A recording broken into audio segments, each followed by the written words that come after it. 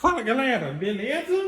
Então nesse vídeo aqui eu vou mostrar como é feito ali, explicar certinho como é feito o processo de instalação ou colocação de um probe aí na sua CNC Router, mais especificamente na plaquinha conhecida como MAC3, a vermelha, ou o nome dela exato seria RNR EcoMotion, ok?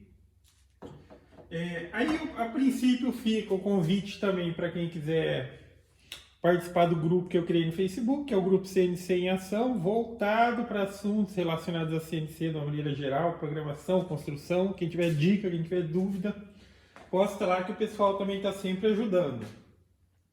E caso não esteja vendo no canal CNC em Ação do YouTube, eu também criei um canal só voltado para esse assunto, tá? Então vamos lá.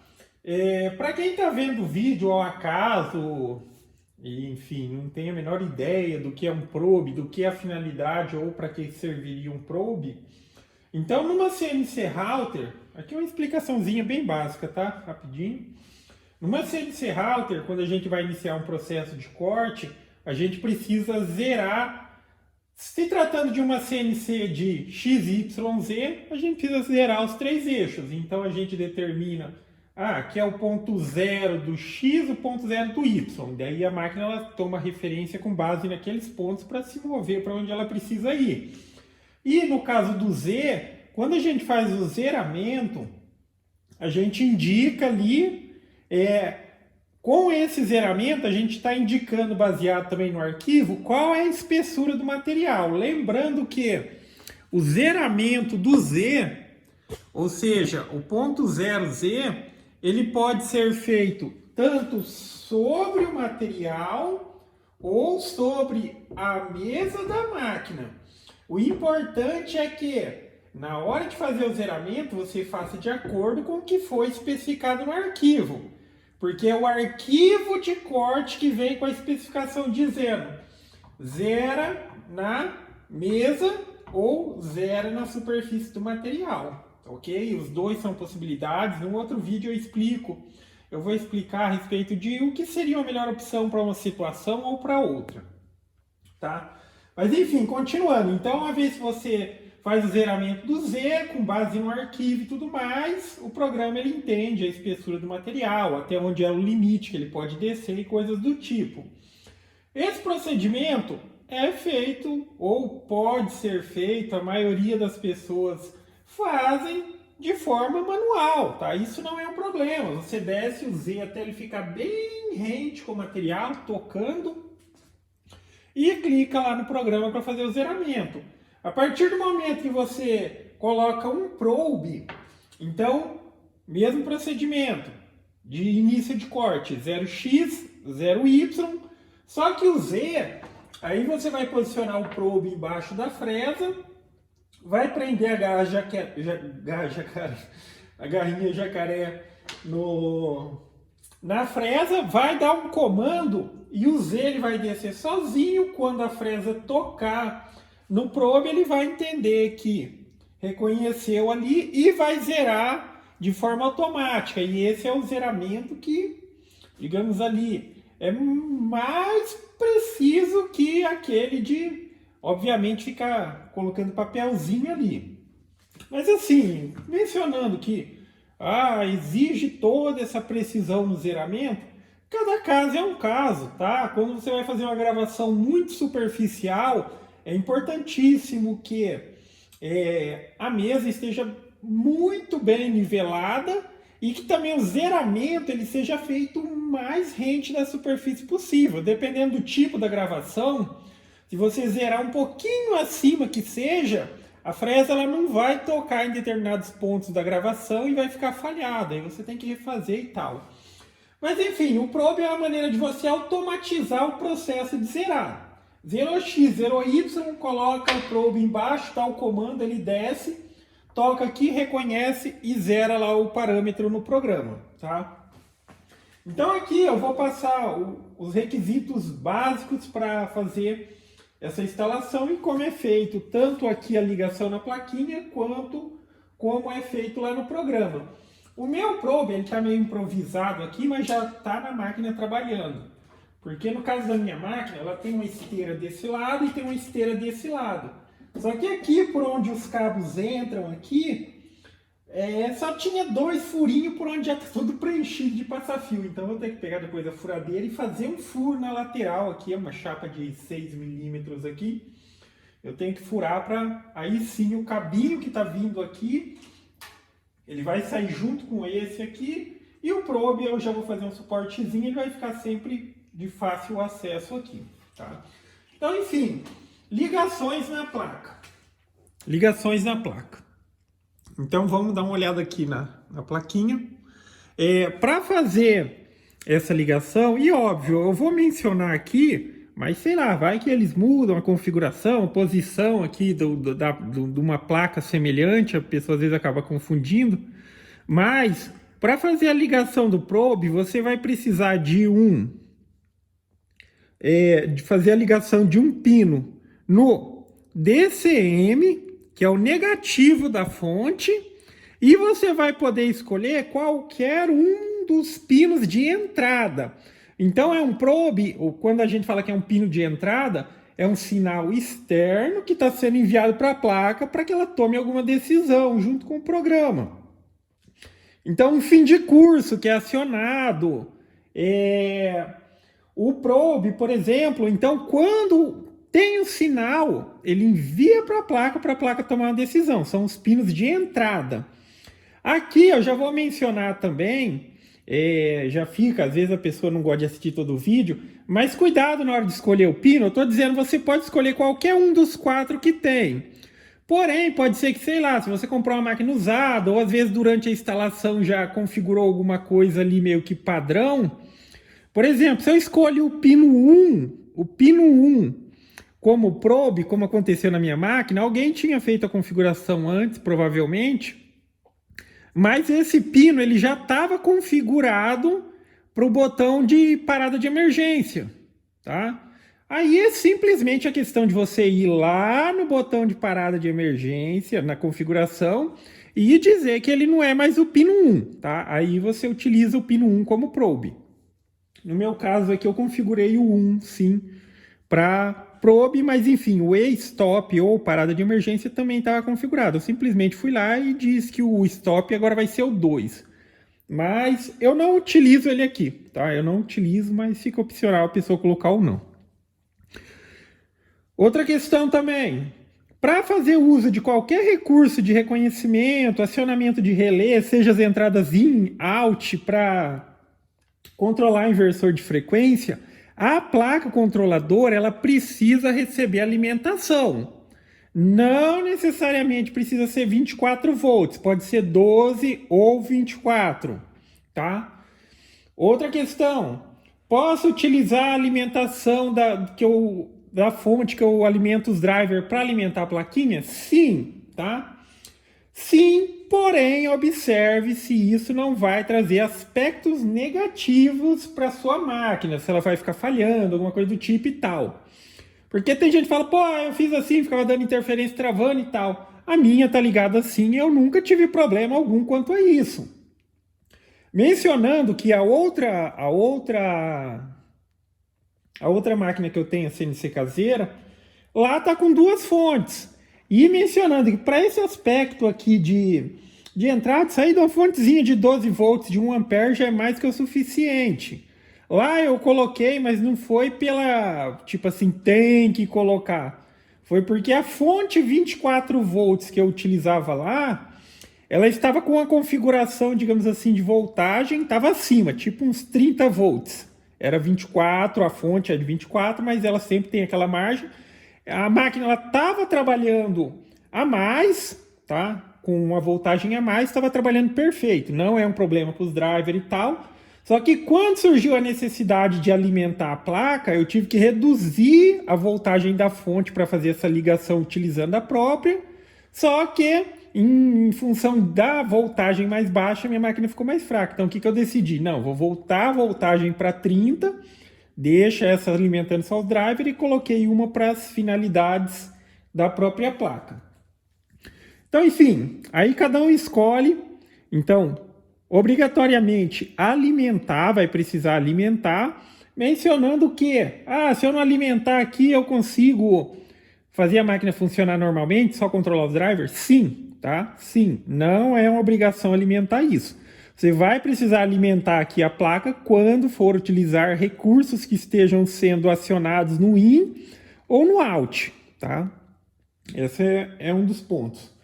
Tá, então simplesmente você vai pegar, provavelmente já vai ter o cabinho aqui que você vai utilizar da fonte, você enrola um no outro e coloca aqui para ser o negativo do seu probe ali. Qual que é o negativo, qual que é o positivo, qual que é o que vai enviar o sinal, qual que vai ser o negativo? Cara, isso aí fica a critério de escolha, não vai influenciar nada. Se você quer o sinal na garrinha, se você quer o sinal na basezinha, eu deixei o sinal, o negativo ou o ground, na basezinha, tá? Na basezinha aqui, e o sinal de entrada tá na garrinha aqui. Então, enfim, aí são alguns aspectos que tem que ser considerado nesse ponto. Quanto à ligação, eu acho que não deve ter dúvidas, ou você pode dizer que também é um processo bem simples. Agora vamos aqui no programa, vamos dar uma olhada no programa, o que precisa fazer aqui, tá? No programa,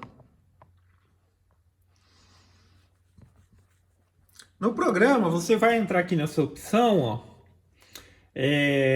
config aqui, e você vai vir em portas e pinos, e aqui, ó, aqui vai ter motor outputs, mas só que dessa vez a gente vai pegar os sinais de entrada, motor, aqui output sinal e input sinal. Então a gente vai pegar aqui os sinais de entrada. Aqui já mencionando novamente aquela questão que eu disse, você pode escolher qualquer pino, mas tem que ver se ele já não está sendo utilizado para uma outra finalidade. Porque, por exemplo, aqui, ó, probe, está ativado. Lembrando, essa plaquinha RNRI, ou a plaquinha MAC3, ela é sempre porta 3, tá? E como aqui a gente está falando de os sinais de entrada, aí é que do mesmo jeito que tá ali, ó, não vai ter o Win1, Win2, Win3, Win4, é simplesmente pino 1, pino 2, pino 3, pino 4. O mesmo vale para o out. Quando a gente vai falando de out, pino 1, pino 2, pino 3, pino 4. Você pode escolher qualquer um. Aí você especifica aqui. No meu caso ali, a ligação que eu fiz foi no pino 1, por isso está aqui 3 e 1. Só que essa máquina aqui, ela estava configurada também, estava aqui com a possibilidade, tá? Ela não tem, mas alguém configurou a parada de emergência e também estava pino 1. Então estava dando um erro, porque na hora que eu fui testar o probe, como estavam os dois, ele vai dar prioridade para o de emergência. O de emergência faz o quê? Ele faz a máquina parar, tá? Então, enfim, daí eu vim aqui e mudei esse para 2. Vamos dar um OK aqui agora. Tá, essa é a primeira configuração que tem que ser feita aqui. Então já identificamos o pino que vai receber o sinal. E agora a gente vai configurar o botão, esse botão aqui, ó, Auto Tool Zero, que é o botão que quando a gente clicar, ele vai solicitar que seja feito o probe. Primeiro clica e daí ele vai aparecer a janelinha de OK. E se você der OK, aí ele executa. Mas, enfim, para esse botão funcionar, a gente vai precisar colocar um script. Daí eu vou deixar no link aí. Eu vou criar uma página e daí é só copiar o script, tá? E nada mais é do que digamos assim, é uma programaçãozinha para esse botão.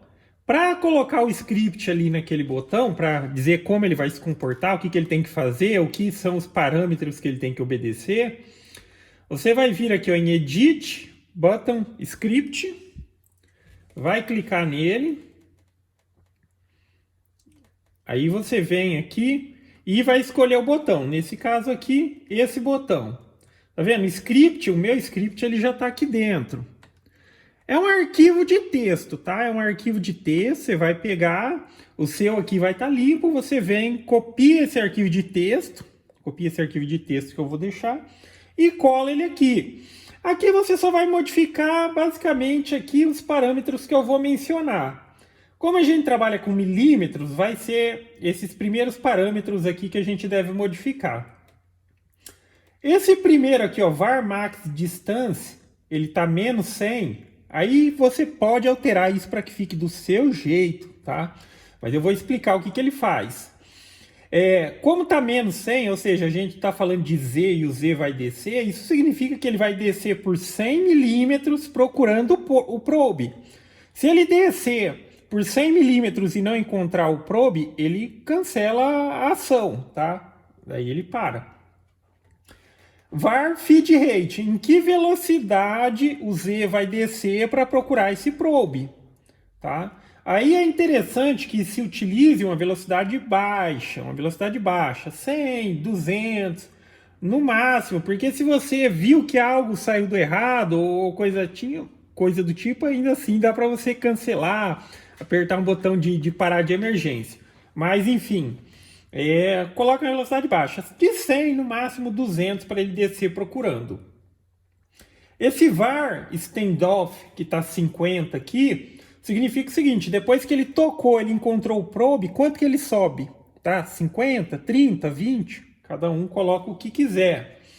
Var touch plate, isso daqui significa qual é a espessura, qual é a altura do seu probe. Então você vai pegar preferencialmente um paquímetro e vai tirar a medida dele. Tá vendo? O meu aqui tá dando 19,24, 19,25. Essa variação 24, 25 é um centésimo, tá? Então, enfim, eu deixei o meu como 19,25. Esses outros dois aqui não modifica nada, tá ok? Lembrando que o probe, tá? Você encontra esse probezinho para comprar, é bem feitinho, tá? Mas dá para você fazer, tá? Pegar uma plaquinha de metal, soldar um fiozinho. Aí depois é só você tirar a medida dessa plaquinha também e especificar aqui. Não necessariamente precisa ser isso daqui, tá? A ideia ali é que tenha o contato entre dois fios. Aí nesse caso do probe a gente utiliza o suportezinho, a garrinha, a própria fresa para que um encoste no outro, fechando o contato. Feito isso daqui, alterou para deixar do jeito que você quer. Eu vou até alterar isso aqui porque eu acho que não precisa subir tanto. Eu vou deixar aqui 30 depois que tocar o probe, porque ele vai recuar 30 acima do probe, então já vai ficar com espaço de 50.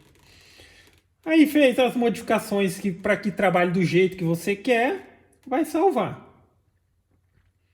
Salvou, você fecha aqui. Se você tentar fechar sem salvar, ele vai perguntar se você quer salvar. E aqui já está feita a configuração do botão. Agora vamos colocar ele na prática aqui para executar a ação. Então vamos voltar para cá, deixa eu tirar o zoom.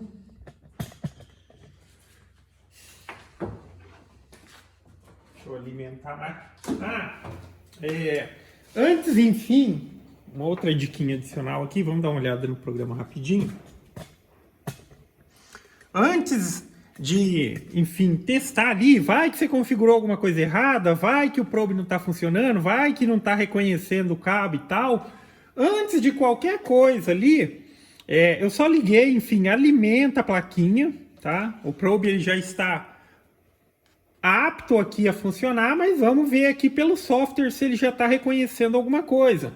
Então, pelo próprio software, você pode vir aqui nesse último botão aqui, ó, Diagnostic. Você clica aqui, ó, e quando você tocar aqui o probe, ó, tá vendo que tá tendo uma indicaçãozinha lá, ó, tá? No caso dessas plaquinhas que são digital, né, no caso, que é USB, ele não vai reconhecer o pino específico, tá? Ele tá reconhecendo um sinal ali, ó. Tá vendo? Um sinal, mas isso, enfim, já é um bom indicativo. Se eu estivesse tocando aqui e não estivesse indicando nada, pode ser que alguma coisa está errada. Às vezes não ligou certinho lá, às vezes o fio está cortado. Mas aqui você já consegue fazer um teste antes mesmo de fazer um teste no programa aqui e tal, da mesma maneira, não quer... Ali é uma verificação de indicação. Aqui, vai testar? Dá para testar também sem a máquina se movimentar. Mas, no meu caso, como precisa energizar ali, se eu executar alguma coisa com o programa ali, ele vai acabar movimentando a máquina. Tá. Então, enfim, agora vamos fazer o procedimento na prática. Vou colocar aqui. Tirar o zoom. Então, enfim. Aí a gente continua aqui fazendo o procedimento normal, como eu mencionei na questão de zerar o X e zerar o Y, tá? Aqui, ó, venho aqui, posicionei aqui, tá? Escolhi aqui que aqui é a posição para X e Y, vou no programa, zero X e zero Y. Aí eu pego o probe, vou prender a garrinha na fresa e vou posicionar o probe embaixo aqui da fresa. Só que assim, como você estabeleceu uma velocidade baixa para o Z, na hora de colocar ele aqui, desce ele até próximo, deixa um centímetro que seja, aí você dá o comando. Quando eu der o comando aqui, ó, o primeiro comando, vou dar o primeiro comando aqui, ó, clicando no Auto to Zero, tá vendo? Ele abre essa janelinha. Aí, a partir do momento que eu der esse OK, ele vai executar ali. Aí, com base nas configurações que foram realizadas ali, o que ele vai fazer? Ele vai começar a descer numa velocidade de 100 milímetros por minuto, a velocidade baixa no Z, tá? Para que não tenha risco. Se eu perceber que já tocou no probe e, tipo, não reconheceu o probe, eu posso ainda cancelar. Se eu colocar uma velocidade alta, ele desce de uma vez e não reconhece, quebra a fresa, danifica o probe. Ele vai descer na hora que ele tocar, tiver o toque de reconhecimento, ou seja, a fresa encostou no probe. Óbvio, em função da garrinha estar presa na fresa, a fresa metálica vai reconhecer o sinal, aí ele vai subir 40 milímetros e vai fazer o zeramento, ou ele vai calcular a diferença, tá? Porque na hora que ele tocar, eu especifiquei, ó, meu probe tem 19,25. Quando ele descer e ele voltar lá para aqueles mais 4, ele vai estar numa altura de 59,25 milímetros acima do material. Vou dar o OK agora. Tá, ele está procurando. Tocou, reconheceu, subiu, tá? E como eu mencionei, na verdade é 40. Ah, eu coloquei 30, eu pensei que tinha colocado 40, foi 30. Tá vendo? Daí ele subiu aqui, ó, os 40, os 30 acima, na verdade, né? 30 acima. E o meu probe, ele tem mais 19,25. Então, ele já entende que ele está na altura sobre o material, 49,25 milímetros. Ok? E aí, dessa maneira, aí você vai lá, tira seu probezinho, e você já pode colocar a máquina para recortar. Vou colocar só para iniciar o recorte ali, para ver que está de acordo. Lembrando, no outro vídeo eu falo especificamente a respeito disso. Mas quando você zera na superfície do material, o programa ele entende que dali para baixo ele vai estabelecer a espessura do material com base no arquivo de corte. Tá? Eu zerei em cima ali. Ele sabe que dali ele pode descer mais dentro desse material, mais 13 milímetros, ou ele reconhece que o material que está ali embaixo tem 13 milímetros. Quando você zera na superfície da mesa, ele entende que dessa parte de baixo o material tem mais 13 para cima, tá? Enfim, isso são cálculos básicos. O que eu estou querendo dizer a respeito disso? É que assim, dependendo do uso de um ou de outro, vai ser mais interessante para algumas situações. Principalmente, quem tem mesa com base de ferro vai trabalhar com zeramento na superfície da mesa. Porque a máquina entende que uma vez que está bem alinhadinha ali de fato, e mesa de ferro é bem difícil de desalinhar depois que faz o alinhamento, ele entende que ali é o limite máximo. Ele vai triscar na mesa. E essa condição, eu estou dizendo, na mesa de ferro seria uma excelente alternativa. É melhor trabalhar assim, não tendo a tábua de sacrifício. Mas se você utiliza também esse método para trabalhar numa mesa de madeira, vai fazer com que a sua mesa de sacrifício dure muito mais sem a necessidade de dar um passe de nivelamento, tá? Dar o passe de nivelamento e tá sempre trabalhando com zeramento embaixo, cara, ela só vai triscar mesmo, ela só vai triscar o material. Só que, enfim, quando a gente fala de madeira é mais difícil, às vezes o simples questão do tempo o dia tá mais úmido ou coisa do tipo. Com o tempo a madeira ela dá uma desniveladinha, tá? Então sempre tem que estar dando uma olhada. Mas enfim, daí eu faço um outro vídeo. Aqui eu vou colocar ela só para fazer um primeiro recortezinho, só para iniciar um recorte que eu vou fazer aqui, para ver que na questão do nivelamento já está perfeito. Se ela atravessou o material ali, está perfeito. Como ela tá com... A minha aqui ela tá com a opção ativada para reconhecimento de troca de ferramenta semiautomática. Eu sempre dou o start e um OK. Tá vendo?